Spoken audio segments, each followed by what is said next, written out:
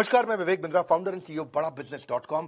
आज आधार पूनावाला की बात करेंगे। आधार पूनावाला जो सीईओ है serum institute of India, WHO ने अप्रूव की थी इनकी कंपनी 1966 में, जो उनके पिता साइरस पूनावाला ने शुरू करी थी। दुनिया भर में आज हर 3 में से 2 बच्चे हमारी इंडिया की बनाई हुई वैक्सीन, इंडिजीनियस इंडिया की vaccine, serum institute of India से बनाई हुई वैक्सीन लेते हैं। आज इतनी सस्ती वैक्सीन ये बना रहे हैं कि आज इनकी कई वैक्सीन तो 5 रुपए से कम की हैं। मतलब चाय का प्राइस भी आज इंडिया में किसी ठेले पे चले जाइए 5 रुपए से ज्यादा होता है। पिछले कई दिनों में मैंने कई वीडियोस बनाए, business yoga with Bhagavad Gita world record का वीडियो, वो पहला वीडियो है वर्ल्ड रिकॉर्ड का जो हमने नहीं हटाया है। मैं वर्ल्ड रिकॉर्ड के अगले वीडियो के लिए साथ में आने वाला हूं 15 अगस्त को। बहरहाल अभी बात करते हैं, मैं US, Venezuela, Sikh community, India growth story पे भी बात करूंगा। आधार पूनावाला बचपन से ही बुद्धिमान थे, उनका इमोशनल इंटेलिजेंस अच्छा था। एक दफा उनकी माँ अपनी किसी सहेली के घर पे उसके बच्चे के बर्थडे पे लेके गई उसको, और यानी कि उनकी माँ की जो फ्रेंड थी, सहेली यानी कि उनकी आंटी ने बोला बेटा चॉकलेट ले लो। सब बच्चे चॉकलेट उठा रहे थे, कोई एक उठाया, कोई 2 उठाया, कोई एक उठाया, कोई 2 उठाया। आधार पूनावाला से बोला बेटा आप भी लो। बोला नहीं। लो बेटा नहीं, लो बेटा नहीं, मैं नहीं लूंगा, लो बेटा नहीं लूंगा। 5-6 बार जब उन्होंने मना किया तो आंटी ने कहा दोनों हाथ खोलो, और बहुत सारी चॉकलेट उनके हाथ में भर दी। बहरहाल बहुत खुश हुए और सारी चॉकलेट जेब में अलग अलग जगह भर के मुस्कुराते हुए इधर उधर देखे और निकल पड़े। रात को जब वापस, तो माँ ने पूछा उनसे तुमने चॉकलेट ली क्यों नहीं थी?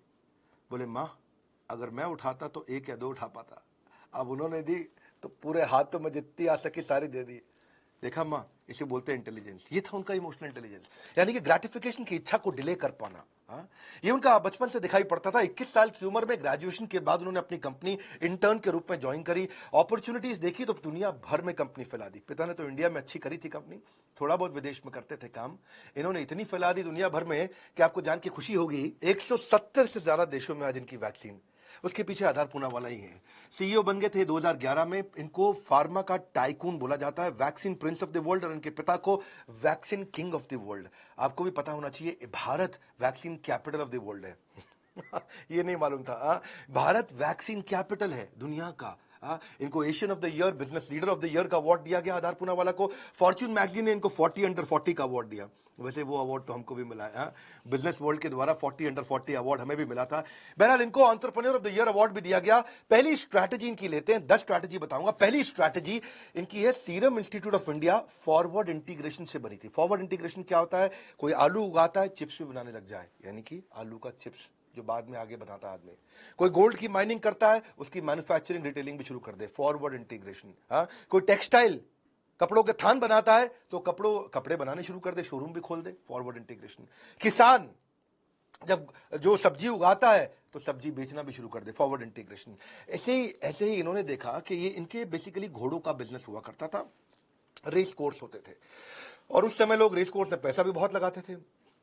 बड़ा मजेदार इनका बिजनेस था, बड़े बढ़िया से बढ़िया घोड़े, बहुत इनके पास जमीन हुआ करती थी। और उन दिनों जब इनका कोई घोड़ा पुराना हो जाए, उसको बूढ़ा हो जाए, तो भारत में एक कंपनी थी हैफकिन इंस्टीट्यूट, ये वैक्सीन बनाया करती थी। हैफकिन इंस्टीट्यूट सरकारी कंपनी थी, तो उसको ये अपने पुराने जो घोड़े हो जाते थे, जो डर्बी में नहीं दौड़ सकते, उसको दे दिया करते थे। तो वैक्सीन वहां बना करती थी। उनके सीरम निकलता है, इनके ब्लड में सीरम घोड़े के, तो वो सीरम से बाद में वैक्सीन बनाई जाती थी। तो ये अपने घोड़े देते रहते थे, उनसे रिश्ता अच्छा था। लेकिन इनके खुद के घोड़े को किसी ने एक बार, एक सांप ने काट लिया और घोड़ा हो गया अचानक बीमार। वो घोड़ा इनका बड़ा जबरदस्त घोड़ा था, पता नहीं तुर्की, अफगानी, इराकी कौन सा घोड़ा था, लेकिन बहुत जबरदस्त घोड़ा था। वो रेस में बहुत जीतता था। इनको बहुत दुख लगा, इन्होंने फोन किया वहां पे हैफकिन में, भैया आप इतनी वैक्सीन बनाते हो, मेरे घोड़े को बचाओ। तो बोले नहीं कर पा रहे हम कुछ इस बारे में, ऐसी तो कोई वैक्सीन नहीं है हमारे पास। बोले अभी क्या, अभी मुझे हेल्प चाहिए, मैंने तुम्हारे लिए इतना किया, तुम इतने घोड़े दान में दिए। तो वहां हैफकिन से उन्होंने सहयोग नहीं कर पाए। तो उनको बहुत गुस्सा है, ये तुम्हें इतने घोड़े दान में दिया, आज मेरे घोड़े को दिक्कत आई तो तुम्हारा कोई सहयोग नहीं। तो इनको समझ में आने लगा, अच्छा उधर हैफकिन इंस्टीट्यूट में कुछ जो साइंटिस्ट थे वो उनके दोस्त थे। उन्होंने कहा भाई साइरस पूनावाला जी, जब आपके पास इतनी जमीनें हैं, इतने बड़े बड़े आपके पास स्टड फार्म्स हैं, इतने सारे घोड़े भी हैं कि घोड़े के सीरम से ही वैक्सीन बनती है, और आपके पास पैसा भी है, तो क्यों नहीं आप खुद वैक्सीनेशन का काम कर लेते हैं? तो उन्होंने कहा मुझे कौन सिखाएगा? बोले हम आते हैं ना आपके साथ। वहां उनको आइडिया लगा कि अब लोग घोड़े पर ट्रैवल नहीं करते, गाड़ियां आने लगी है, बाइक्स आने लगी हैं, अब लोग राजदूत, जानदार सवारी, तो अब उन्हें लगा कि लोग घोड़े पे नहीं जाएंगे। तो इसलिए उन्होंने कहा जमाना बदल रहा है, तो क्यों ना वैक्सीन के काम में जाए। पहले उन्होंने गाड़ियों का भी एक बिजनेस शुरू किया था। जैगवार हाई एंड गाड़ियां हुआ करती थी, उसके प्रोटोटाइप को लेके उसको बढ़िया सा उसको कस्टमाइज करके उसको अमीर लोगों को भेजते थे, लेकिन अब अमीर लोग लिमिटेड थे दुनिया भर में। तो उन्होंने कहा कि वैक्सीन का धंधा अच्छा है, लाखों लोगों को वैक्सीन लगेगा और उसमें लाखों में अगर चवन्नियां कमा लें तो बहुत कमा लेंगे। पूरा रुपया कमाना मुश्किल है, लेकिन 8 चवन्नियां कमाना आसान है, समझ रहे हैं आप। तो इन्होंने फिर अपना घोड़ों के बिजनेस को कम किया और वहां से इन्होंने सीरम इंस्टीट्यूट की शुरुआत करी। 10 साइंटिस्ट इन्होंने हैफकिन से हायर किए और उसके बाद क्योंकि घोड़े इनके पास थे तो उसी के सीरम से वैक्सीन बनाने लगे और एंटी टेटनम सीरम इन्होंने बनाया पहली बार। वहां से एंटी टेटनस सीरम की बहुत जरूरत पड़ी। एंटी टेटनस क्यों? क्योंकि उस समय इंडो चाइना वॉर भी हुआ था, गोलियां लगा करती थी, तो उस समय कोई भी लोहे से टकरा जाए, कुछ ऐसा चोट लग जाए तो टेटनस का इंजेक्शन लगा करता था। तो उनका टेटनस का इंजेक्शन इंडिया में बहुत चला। उन्होंने बनाया, इंडो चाइना वॉर में कहीं किसी को गोली छू जाए लोहे की तो वहां टेटनस का इंजेक्शन तुरंत चाहिए रहता है। फिर उन्होंने मीजल्स के ऊपर, ट्यूबरक्लोसिस पे, डीटीपी पे, पेडियाट्रिक जो बच्चे होते हैं छोटे 7 साल के, उनको डीटीपी की वैक्सीन लगती है। सांप काट जाया करते थे तो सांप का एंटी स्नेक वेनम इन्होंने बनाना शुरू किया। तो फिर इन्होंने बढ़ाया, अपना पूरा प्रोडक्ट पोर्टफोलियो बनाया। एमएमआर वैक्सीन, इन्फ्लुएंजा की, वायरल वैक्सीन, बीसीजी और बाद में फिर पोलियो और रेबी वैक्स में भी आए। तो ये एक हादसा था और एक हादसे से कहां पहुंच गए, बन के एक हादसा अखबार में आ जाएगा। न जाने कौन सा किस्सा व्यापार बन जाएगा जिसको उन्होंने व्यापार कन्वर्ट किया। फॉरवर्ड इंटीग्रेशन, दूसरी स्ट्रैटेजी हाई कैपिटल रिस्क।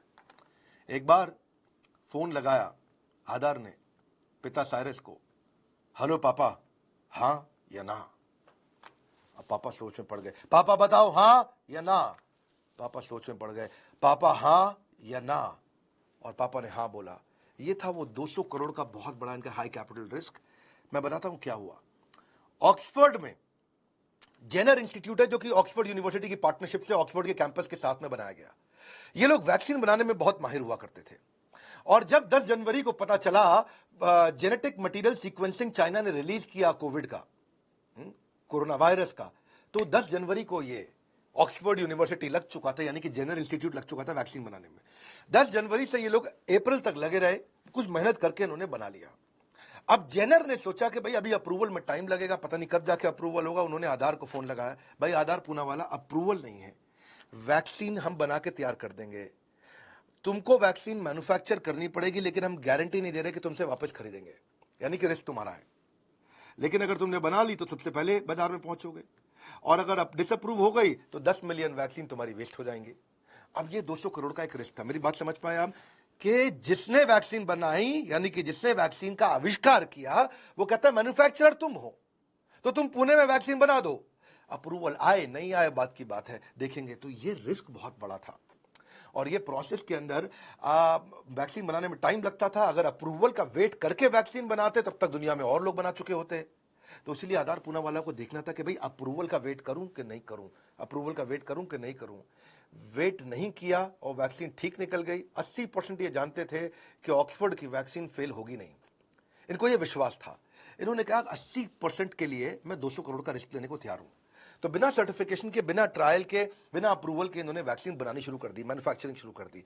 जब तक ट्रायल के बाद अप्रूवल मिला तब तक दुनिया में पहली वैक्सीन कौन सी आई थी? कोवैक्सीन नहीं थी, रशिया की नहीं थी, अमेरिका की नहीं थी। पहली वैक्सीन हमारे भारत की कोविशील्ड थी जो पूरी दुनिया में पहुंची थी। वही तो एस्ट्राजेनेका है जो पूरी दुनिया में जानते हैं, जिसको भारत में हम लोग कोविशील्ड बोलते हैं। पिता ने आत्मविश्वास देखा बेटे में और उन्होंने रिस्क लेने को तैयार हो गए। सीरम इंस्टीट्यूट ने सितंबर 2020 में ही 5 करोड़ वैक्सीन तैयार कर ली थी। जनवरी में जब बांटने के समय आया तो सबसे पहले दुनिया में सबसे तेज मैन्युफैक्चरिंग करके आगे बढ़े। आधार की सबसे अच्छी क्वालिटी यही है कि ये विजन अच्छा रखते हैं। तीसरी बात, सोल्यूशन ओरिएंटेड अप्रोच। ये ऐसी अप्रोच है इनकी कि पोलियो की महामारी दुनिया भर में फैल रही थी 1930s, 40s और 50s में। जब 50s में बहुत ज्यादा फैल गई तो यूएस के जो प्रेसिडेंट थे फ्रैंकलिन रूजवेल्ट, उन्होंने कहा कि भाई अब धावा बोलो पोलियो पे, फटाफट इसकी वैक्सीन तैयार करो। और इन्होंने इंजेक्शन की वैक्सीन उस समय तैयार करी। 1961 में ओरल वैक्सीन भी तैयार कर दी अमेरिका ने। और जब ओरल वैक्सीन तैयार करी तो उन्होंने राइट्स अपने पास कुछ डेवलप्ड नेशंस के पास रखे। बोलो जो डेवलपिंग और अंडर डेवलप्ड नेशन है, यानी कि जो गरीब देश हैं, उनको इंजेक्शन लगाने दो, और जो हम अमीर देश हैं वो हम ड्रॉप से 2 बूंद जिंदगी की, अमिताभ बच्चन कहते थे, तो हम लोग वही चलाएंगे। हाँ, और तो साइरस पूनावाला को ये बात नहीं जमी। इन्होंने यूएस में और डब्ल्यूएचओ में कुछ चिट्ठियां लिखनी शुरू करी और बातचीत करी। बोला कि देखो, कम से कम भारत जैसे देश और जो बहुत बड़े देश हैं, वहां पे एक तो क्या है, आपको सिरिंज भी बनानी है और शीशी जिसके अंदर दवाई होती है वो भी बनानी है, उसको तोड़ेंगे, फिर दवाई निकालेंगे, फिर लगाएंगे। बोले थोड़ा ये है, इसकी मैन्युफैक्चरिंग कॉस्ट ज़्यादा है, इसमें वेस्टेज भी ज़्यादा है, क्योंकि आपको सिरिंज का भी डिस्पोजल करना होगा। इसके अलावा इसको स्टोरेज करने के लिए ज़्यादा जगह चाहिए, इसका लॉजिस्टिक्स ज़्यादा परेशानी करने वाला, इनकन्वीनियंट है, टाइम बहुत ज़्यादा लग जाता है। और सबसे बड़ी बात है कि इंजेक्शन लगाने के लिए ट्रेन स्टाफ चाहिए। बूंद तो कोई भी आएगा, हाँ, कोई भी पिता माँ दादा दादी, कोई भी टपक टपक 2 बूंद डाली, काम हो गया। उनको समझाए। और इनकी मतलब यही असर था कि 84-85 के बाद सीरम इंस्टीट्यूट ऑफ इंडिया, सारिस पूनावाला ने मैनेज किया डब्ल्यूएचओ को कन्विंस करने में कि ओरल वैक्सीन ही इंडिया में चाहिए होगी। ये इनकी पहली जीत थी। और बाद में जब इंडिया में एक कैंपेन बहुत तेज हुआ बिल गेट्स के साथ, रोटरी के साथ में, रोटरी ने इंडिया में बहुत काम किया, और तब डब्ल्यूएचओ को और यूनिसेफ को इनकी फिर से याद आई। इन्होंने कहा कि देखो 2 बूंद जिंदगी की जो हम बना रहे हैं इंडिया के अंदर, उसमें कमी पड़ रही है, तुम भी आ जाओ, हमारे साथ लग जाओ। तब 2012 के बाद पहली बार इंडिया में इन्होंने इसके बाद फिर ड्रॉप्स को मैन्युफैक्चर करनी शुरू करी। इसकी सारी शॉर्टफॉल को उन्होंने मैनेज किया। प्रॉफिट मार्जिन अपने नेग्लिजिबल रखे थे इन्होंने। पूनावाला का स्ट्रॉन्ग सेंस रहता है बड़ी चुनौतियों को स्वीकार करने का हमेशा। हाई स्पीड मैन्युफैक्चरिंग 2013 में इन्होंने करी, और 2014 के अंदर भारत को पोलियो फ्री डिक्लेयर कर दिया गया। असली लीडर वही होता है जो अपने विजन को हकीकत बना दे। Clarify your vision and plan with precision, ये इनकी खास बात रही है सीरम इंस्टीट्यूट ऑफ इंडिया। चौथा, बिजनेस को बकेट्स में कन्वर्ट कर दिया। बिजनेस आइडिया समझिएगा जरा, सीखने को बहुत मिलेगा आपको उसमें, क्योंकि दुनिया की सबसे बड़ी कैसे बनी, बिजनेस बकेट्स बना दिए इन्होंने। एक बिजनेस बकेट उन्होंने बनाया इमरजेंसी वैक्सीन का, और दूसरा बनाया हाई डिमांड वैक्सीन का। इमरजेंसी वैक्सीन की हमेशा जरूरत नहीं पड़ती, जब कोई महामारी आ जाए, पैंडेमिक आ जाए, एपिडेमिक आ जाए, तब उसकी जरूरत पड़ती है। और हाई डिमांड वैक्सीन वो है जिसकी हमेशा जरूरत पड़ती रहती है। 2 बकेट बना दिया। इमरजेंसी वैक्सीनेशन में क्या करते हैं, प्रिपरेशन इज द सोल्यूशन, यानी कि ये चाहते हैं कि reaching first will reaping trust. Reaching first is equal to reaping trust. क्या मतलब हुआ इसका, कि भाई मैं ऐसा करता हूं जो इमरजेंसी 10 तरह की सिलेक्ट कर ली कि ये महामारी दुनिया में कहीं ना कहीं आ ही जाती है, ये वाली एपिडेमिक या कोई ना कोई पेंडेमिक दुनिया में कहीं ना कहीं आ ही जाता है। तो ऐसा करते हैं, इस तरह की 10 बीमारियों की दवाइयां 2 करोड़ 5 करोड़ डोज बना करके 3 साल का स्टॉक मेंटेन करते हैं अपने पास में, ताकि जहां पे भी बीमारी आ जाए वहां सबसे पहले बीमारी में ये 50 लाख 1 करोड़ 2 करोड़ 5 करोड़ दवाई लेकर के पहली फ्लाइट से फटाक पहुंच जाए। वहां जाके प्रधानमंत्री से, वहां के राष्ट्रपति से, वहां के देशवासियों से अपनी रिश्तेदारी बनाते हैं उनके साथ में उनको, क्योंकि ये कहते हैं कि भाई जब भी ऐसी तकलीफ आए सबसे पहले इस तकलीफ को सॉल्व करने के लिए हम पहुंचे। तो उन्होंने बिजनेस का एक सेक्शन बनाया हुआ है इमरजेंसी वैक्सीन का, और ये वो सेक्शन है जहां पे ये 2 साल 3 साल 4 साल के लिए स्टोर कर लेते हैं दवाई। कहीं ना कहीं इमरजेंसी आई जाएगी, वहां दवाई लेकर सबसे पहले पहुंचते हैं। इसीलिए रीचिंग फर्स्ट, सबसे पहले पहुंचना, रीपिंग ट्रस्ट, उससे इनका विश्वास बढ़ता है। और विश्वास इतना बड़ा कि अगली बार जब बिजनेस की जरूरत पड़ती है तो भारत के सीरम इंस्टीट्यूट ऑफ इंडिया को ही बिजनेस दिया जाता है। ऐसे इनके बढ़िया कोल्ड स्टोरेज उसी हिसाब से उन्होंने बनाए, जहां -20 डिग्री की जरूरत है तो वहां -30 और -50 तक का इन्होंने अरेंजमेंट करके रखा। स्टोरेज ओवरफिल हो तो उसको भी मैनेज कर जाए। वैक्सीन को शॉर्ट नोटिस में इसीलिए दे पाते थे। लेकिन दूसरी तरफ था अगला बकेट, हाई डिमांड वैक्सीन। इसकी डिमांड हमेशा ही रहती है, तो हाई डिमांड वैक्सीन में ये स्टॉक रोटेशन पे काम करते हैं। स्टॉक बनता जाए मूव करता जाए, बनता जाए मूव करता जाए। उसमें तो ये बिल्कुल भी स्टॉक करने की जरूरत ही नहीं समझते। उसमें क्या करते हैं, अब क्योंकि हायर स्टॉक रोटेशन है तो ये सही रेट पे दे पाते हैं, कम मार्जिन रखने के बावजूद भी वॉल्यूम बहुत ज्यादा बनाते हैं। वॉल्यूम मतलब क्या हुआ, 1.5 बिलियन डोजेस ये हर साल बना रहे हैं 170 देशों में देने के लिए। देखिए हर आदमी जीरो से शुरू करता है, all of us start from zero, but we take the right decision to become real hero. तो ये एक विशेष साइकिल था, जो विशेष सर्कल को उन्होंने अचीव ऐसे किया, एक तरफ हाई डिमांड, एक तरफ इमरजेंसी। हाई डिमांड और इमरजेंसी दोनों के कॉम्बिनेशन में डिवाइड किया इन्होंने। इमारत चाहे कितनी भी बड़ी क्यों ना हो, उसकी शुरुआत छोटी सी ईंट से ही शुरू होती है, और छोटी छोटी ईंट से आज इन्होंने इमारत इतनी बड़ी बना ली। इनका एक केपीआई, 5वीं स्ट्रैटेजी, रिजेक्शन रेट देखते हैं, कम से कम रखते हैं। इनका केपीआई, की परफॉर्मेंस इंडिकेटर, क्या, रिजेक्शन रेट, कि भाई मैं जब वैक्सीन बनाऊं तो ऐसी बनाऊं कि मेरी वैक्सीन कभी रिजेक्ट ना हो, बस रिजेक्ट ना हो, हर टेस्ट को पास कर जाए, हर स्ट्रिंजेंट से डिफिकल्ट टेस्ट को पार कर जाए।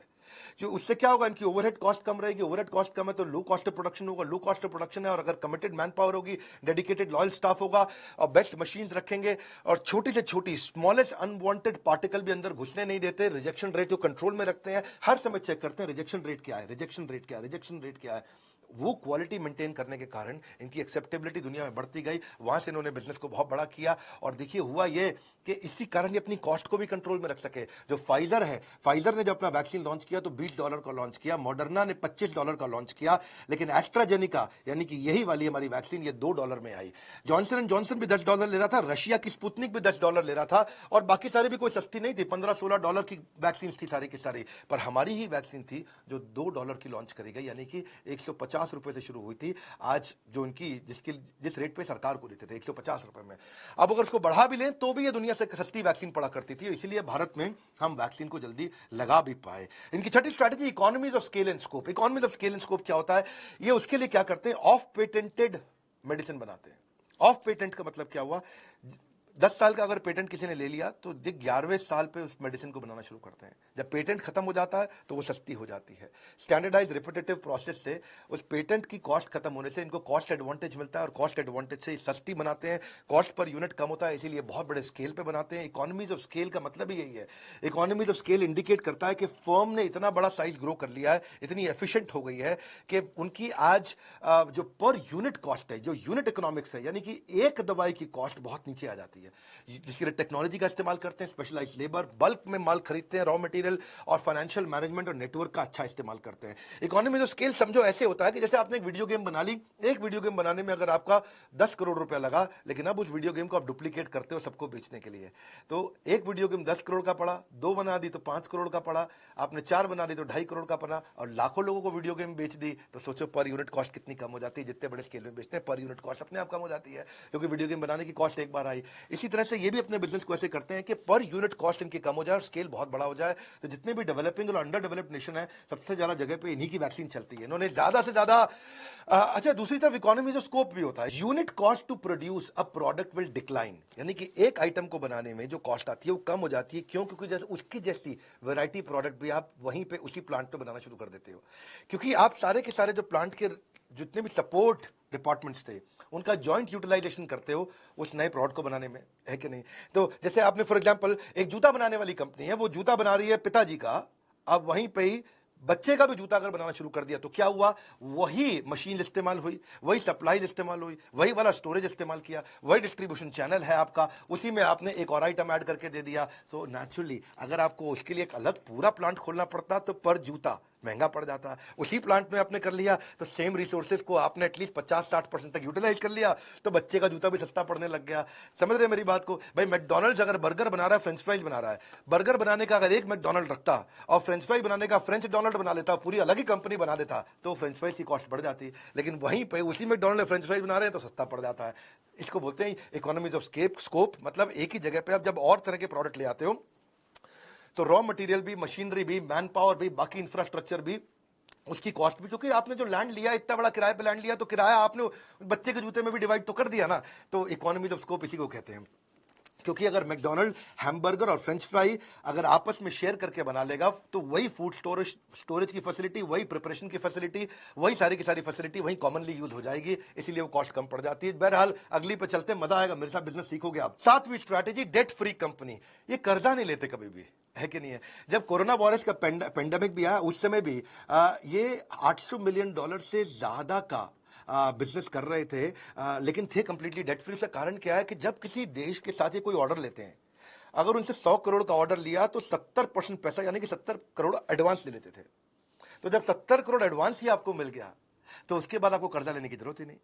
70 करोड़ के अंदर ही दवाई बना देंगे, 5-10 करोड़ ऊपर लग भी गया तो कोई बात नहीं, 80 करोड़ में वहां पहुंचा देंगे, और बाकी का जब 30 मिलेगा तो उसमें से 20 करोड़ का मेरा फायदा हो गया। तो जो एडवांस लिया, एडवांस के अंदर ही अपनी सारी की सारी कॉस्ट निकाल लेते थे, तो इसीलिए इनको कर्जा लेना नहीं पड़ता। और ये इनका कहना भी आधार पूना वाला का कि जब दूसरे का पैसा इस्तेमाल करोगे तो हो सकता है आप इतना ध्यान ना दो, लेकिन जब खुद का पैसा लगता है ना तो पाई पाई का हिसाब आदमी रखता है। डेट एक बिगेस्ट ट्रैप है, और सुजलॉन, वीडियोकॉन, जेपी एसोसिएट, अनिल अंबानी, ये बहुत सारे बिजनेसेस जो उनके अपने रिलायंस अनिल अंबानी, बहुत सारे बिजनेस डूब गए थे अभी कुछ ही साल पहले। इनको बोलते हैं बिलियंस टू बस्ट, एकदम बर्बाद हुए। इसके ऊपर एक वीडियो बनाऊंगा कि कर्जे से बाहर कैसे निकला जाए। अगर आप चाहते तो नीचे मुझे कमेंट बॉक्स में बताइएगा जरूर। Every time you borrow money you are robbing your future for yourself. और ये बड़ा सिंपल उन्होंने तरीका रखा। इन्होंने कहा कि टाइटली हेल्ड अगर ऑर्गेनाइजेशन होगी ना तो किसी को इक्विटी बांटेंगे ना किसी से कर्जा लेंगे, क्योंकि अगर किसी को शेयर बांट दिए तो फिर शेयर होल्डर को हर महीने जवाब दो, वो हर महीने क्वेश्चन करेगा, हर क्वार्टर आफ्टर क्वार्टर उसको रिपोर्ट देना पड़ेगा, आपको रिजल्ट्स उसके सामने शोकेस करने पड़ेंगे। अब वो आप कोई बड़ा डिसीजन लोगे तो वो क्वेश्चन कर देगा कि भैया बिना अप्रूवल के तुमने एस्ट्राजेनिका की क्यों बना दी कोविशील्ड, हमारा पैसा डूब जाएगा, तो हमने तुम्हारी कंपनी में पैसा लगाया। तो ये बोले मेरे को डिसीजन इंडिपेंडेंस के साथ चाहिए, मुझे अगर कोई बड़ा डिसीजन लेना है, 2 हेलीकॉप्टर खरीदने जहां पे मैं अपने क्लाइंट्स की एक्स्ट्रा सेवा कर सकूं, तो मुझे कोई प्रश्न करने वाला नहीं होना चाहिए। इसीलिए उन्होंने अपने ही पैसों से काम किया, ना कभी किसी से उधार लिया, ना किसी को शेयर बेच के पैसा लिया। अगला, अब इसी को समझने के लिए, क्योंकि पैसा इनका खुद का था, तो उन्होंने B2B मार्केटिंग पे अच्छे से लगाया। इन्होंने एक से बढ़कर एक महंगे हवाई जहाज खरीदे अपने पर्सनल यूज के लिए, महंगे हेलीकॉप्टर खरीदे, अपनी पर्सनल ट्रिप भी बना दी, खुद की एविएशन कंपनी भी खोल दी कि भैया जिस दिन हवाई जहाज मैं इस्तेमाल ना करूं तो इन किराए पे चढ़ा दूं। वो उनकी एविएशन कंपनी, इसको बोलते हैं ये पूना वाला एविएशन प्राइवेट लिमिटेड। तो इन्होंने B2B मार्केटिंग, यानी कि जब भी कोई बड़ा अंग्रेज क्लाइंट को लेके आना है, कोई लंदन से क्लाइंट को लाना है, कोई यूएस से क्लाइंट को लाना है, उसको एकदम 5 स्टार फैसिलिटी देंगे। खुद का अपना एक हवाई जहाज के अंदर भी एक अलग ऑफिस बना लिया। इन्होंने क्या किया, पैसा खर्च करने में कोई कमी नहीं छोड़ी। एक से बढ़कर एक रॉयल्स रॉयस और बेंटलीज और उससे भी बढ़िया महंगी से महंगी गाड़ियां ली इन्होंने, कई कॉर्पोरेट जेट्स और हेलीकॉप्टर्स इसीलिए रखे कि मेरा जब क्लाइंट आए तो उसको ऐसी सेवा दूं कि उसका बिजनेस हमको मिल जाए। क्योंकि क्लाइंट्स होते हैं लिमिटेड, वो खुद ही बहुत बड़ी कंपनी होती है, तो एक कंपनी से दूसरी कंपनी का रिश्ता बनने से पहले तो जो दिखता है वो बिकता है, तो उनको खूब दिखाते हैं बाजार में, पब्लिक को नहीं दिखाते। हाँ, वो अलग बात है कि नताशा पूनावाला, इनकी धर्मपत्नी, बॉलीवुड के साथ बहुत उठती बैठती है, तो वहां से कुछ दिखता है, अदरवाइज ये इस्तेमाल करते हैं B2B के लिए। नौवीं strategy, he is not just rich by stretcher, he is also rich by nature. ये अपने नेचर से, अपनी प्रकृति से भी बहुत अमीर है। कैसे कि फिलेंथ्रोपिस्ट है, समाज सेवा में बहुत पैसा लगाते हैं। Philanthropist of the year award भी इनको 2016 में मिला। CSR यानी कि कॉर्पोरेट सोशल रिस्पॉन्सिबिलिटी, समाज के प्रति जो जिम्मेदारी, उसको बड़ा अच्छे से निभाते हैं। क्लीन सिटी इनिशिएटिव इन्होंने बहुत लिए, 100 करोड़ रुपए इन्होंने उस पर खर्च किया। इन्होंने एक विलू पूनावाला, जो उनकी माँ थी, उनके नाम पे भी एक मेमोरियल हॉस्पिटल खोला, जहां पे इन्होंने बहुत लोगों का इलाज कराया। और उसमें इन्होंने लेप्रेसी पे, हाँ, जो कि कोड हो जाता है, जो लेपर्स होते हैं, क्योंकि इनके बाहर भी इनके यहाँ पे लेप्रेसी से ग्रसित एक भिक्षुक था वहां पे, जो मतलब जो बेगर होता है, उसको देख करके उन्होंने सोचा कि मेरे को लेप्रेसी रिहैबिलिटेशन सेंटर भी बनाना चाहिए। मास इम्यूनाइजेशन पे उन्होंने बहुत काम किया।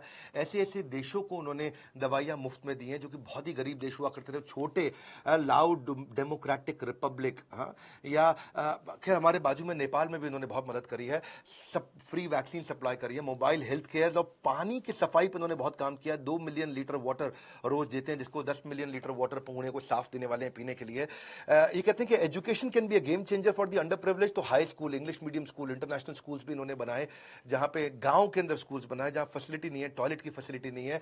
क्वालिटी ऑफ लाइफ इंप्रूव करना चाहते हैं कि फ्लाईओवर्स बनाना, ब्रिजेस बनवाना, सड़कों को चौड़ा करना, टॉयलेट बनाना। ग्रीन इनिशिएटिव्स उन्होंने बहुत लिए, जो भी विंड पावर जनरेशन किया, वाटर कंजर्वेशन के प्रोजेक्ट्स इन्होंने किए, तो काफी काम इन्होंने किया। इनके अपने प्लांट में भी आग लगी थी, इनके अपने प्लांट में आग लगी, 5 लोगों का देहांत भी हो गया। और तब की बात है जब ये जनवरी में कोविशील्ड बना रहे थे, बहुत स्पीड से बनाना था, उस समय सब ब्रेक लग गया, बहुत तकलीफ हुई, लेकिन बाउंस बैक किया इन्होंने। जिन 5 लोगों का देहांत हुआ उस आग में जल के, उनको तो इन्होंने 25-25 लाख रुपए का कॉम्पेंसेशन भी दिया, खुद का 1000 करोड़ का नुकसान भी सहा, और वापस पूरी स्पीड के साथ सप्लाई को फिर से बिल्ड किया और सप्लाई को लेके पहुंचे। परफॉर्मेंस ओरिएंटेड है 10वीं स्ट्रैटेजी। ये बहुत ज्यादा पढ़ाई लिखाई में बिलीव नहीं करते, इंटर्न बन करके बड़े हुए हैं अपनी कंपनी के अंदर। ये केवल एक ग्रेजुएट हैं, और हार्वर्ड से ग्रेजुएट भी नहीं है, कॉमर्स ग्रेजुएट है। और इनके पिता ने इनको बोला कि अब तुम्हारे को जो है ना, जो लर्निंग चाहिए, वो लर्निंग क्लासरूम लर्निंग नहीं, बेड साइड लर्निंग। जैसे नारायण हृदयालय हॉस्पिटल के जो चेयरमैन है, वो क्या कहते हैं कि एक होता है क्लासरूम में बैठ के सीखना, और एक है अस्पताल में बेड के पेशेंट के साइड में खड़े होकर सीखना, उसमें सीखने को ज्यादा मिलता है।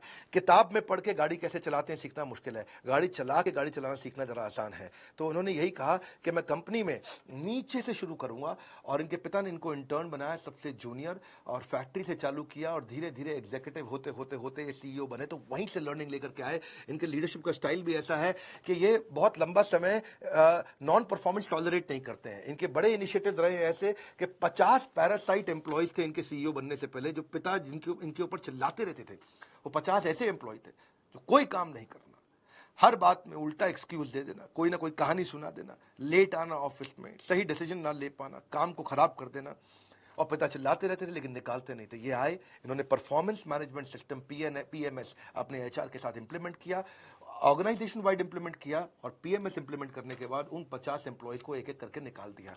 क्लियर मैसेज दे दिया कंपनी में कि भाई ऐसा है, जो काम करेगा वो आगे बढ़ेगा। कहते हैं मैंने जितना भी सीखा है, समय बर्बाद नहीं होने दिया है। उनका कहना है कि जब भी कोई मीटिंग होती है तो पहले 10 मिनट में बता देता हूं कि मीटिंग प्रोडक्टिव रहेगी कि नहीं रहेगी, और 10 मिनट के अंदर ही मीटिंग खत्म करना चाहते हैं। ये विचार विमर्श पे घंटों बर्बाद नहीं करते। It takes a wise man to learn from his experience, but even a wiser man to learn from others mistake. तो उन्होंने यही किया, आकर के इधर उधर से करी हुई गलतियों से सीखा फटाफट और उसको इंप्लीमेंट किया। थोड़ा पारिवारिक व्यक्ति भी हैं, फैमिली मैन है, और थोड़ा ज्यादा फैमिली मैन भी है।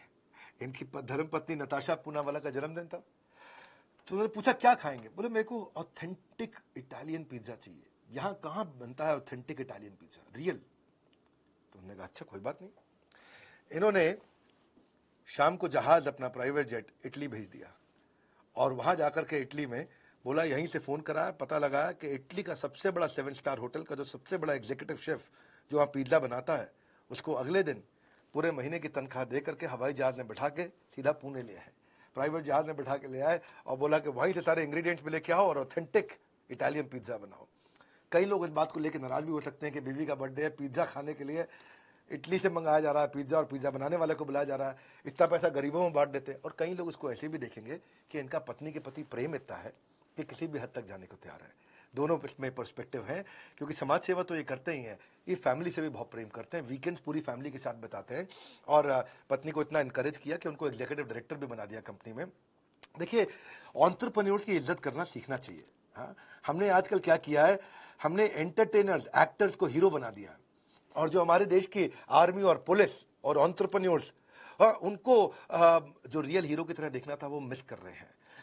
बिकॉज आज मेन प्रॉब्लम ये है कि मेजॉरिटी इंडियन जॉब क्रिएटर्स को विलेन की तरह देख रही है और एंटरटेनर्स को, नाचने वालों को हीरोज की तरह देख रही है। तो ये एंटरप्रेन्योर हैं, ये असली हीरोज हैं। इसलिए मैं तो ये बोलूंगा कि इंडिजीनियस हमारे देश की कंपनी, जो दुनिया की सबसे बड़ी कंपनी बनी, आज हमारे देश को vaccine capital of the world बनाया, ऐसे आधार पूनावाला की इज्जत हमें करनी चाहिए।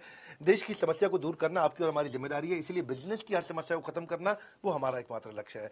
आप भी अगर रियल हीरो बनना चाहते हैं तो हमारे साथ जुड़िए।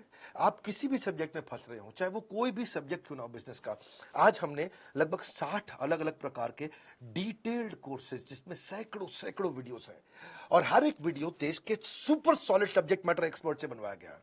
अगर मुझे ब्रांड मैनेजमेंट पे भी काम करना है तो देश की टॉप 5 कंपनी जिनका ब्रांड वैल्यू सबसे ज्यादा है, उनके जो ब्रांड हेड्स हैं, मैं उनको बुला करके कोर्स करता हूं। ये नहीं कि सारे कोर्स मैं खुद करूं, हर काम मैं खुद नहीं कर सकता। इसीलिए जीव जीवस्य जीवनम, जब एक जीव का जीवन दूसरे जीव के जीवन पर निर्भर कर जाता है, तभी ये रियल इकोसिस्टम बन जाता है। तो आप किसी भी सब्जेक्ट पे हमारे बोर्ड लाइन नंबर पे फोन करके पूछिए, वो आपको मदद करने को तैयार है। इस वीडियो को शेयर जरूर करिएगा, क्योंकि ये भारत का प्राइड है, सीरम इंस्टीट्यूट ऑफ इंडिया है, सीरम इंस्टीट्यूट ऑफ वर्ल्ड नहीं है, सर्विंग द वर्ल्ड है। इस वीडियो को जरूर शेयर करिए, सब्सक्राइब करिए, और आकर के आने वाले मैं ज्यादा केस स्टडी शुरू करने जा रहा हूं, बहुत सारी केस स्टडी ला रहा हूं। जुड़े रहने के लिए आप सबका हृदय की गहराइयों से प्रेम पूर्वक बहुत बहुत धन्यवाद।